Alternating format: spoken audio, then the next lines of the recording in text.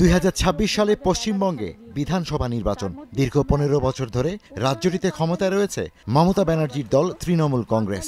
নির্বাচনের আগে দলের 15 বছরের সাফল্যের খতিয়ান তুলে ধরতে নবান্নে বৈঠক করেন মুখ্যমন্ত্রী মমতা ব্যানার্জি। বৈঠকে রাজ্যের উন্নতির ফিরিস্তি তুলে ধরে মমতা বলেন, ইলিশের ক্ষেত্রে এখন স্বয়ংসম্পূর্ণ পশ্চিমবঙ্গ।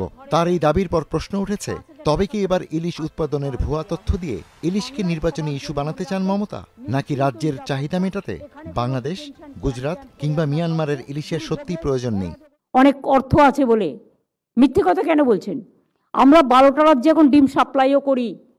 ইলিশ মাছ বাংলায় উৎপাদন হয়, পেঁয়াজ বাংলায় উৎপাদন হচ্ছে, পেঁয়াজেরও কোল্ড স্টোরেজ হয়েছে, পেঁয়াজও আমরা এখন স্বয়ংসম্পূর্ণ, ইলিশ মাছে স্বয়ংসম্পূর্ণ।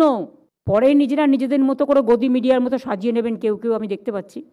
এখন তো আমারটা শুনিনি, আমি তো আপনাদের কোনো খারাপ কথা বলিনি, আমি তো চেষ্টা করছি আপনাদের কনফিডেন্স।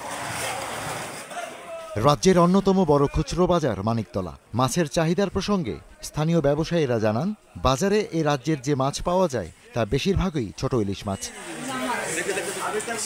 পরিসংখ্যান বলছে 2014-15 সালে পশ্চিমবঙ্গ থেকে উৎপাদিত ইলিশের পরিমাণ ছিল 90,000 টনেরও বেশি, কিন্তু বর্তমানে সেই পরিমাণ কমে 15,000 থেকে 18,000 টনে ঠেকেছে। সমুদ্রের মাছের অপ্রতুলতার কারণে বাইরের ইলিশের উপর নির্ভর করতে হচ্ছে। Ishtiaq Hossain, star news.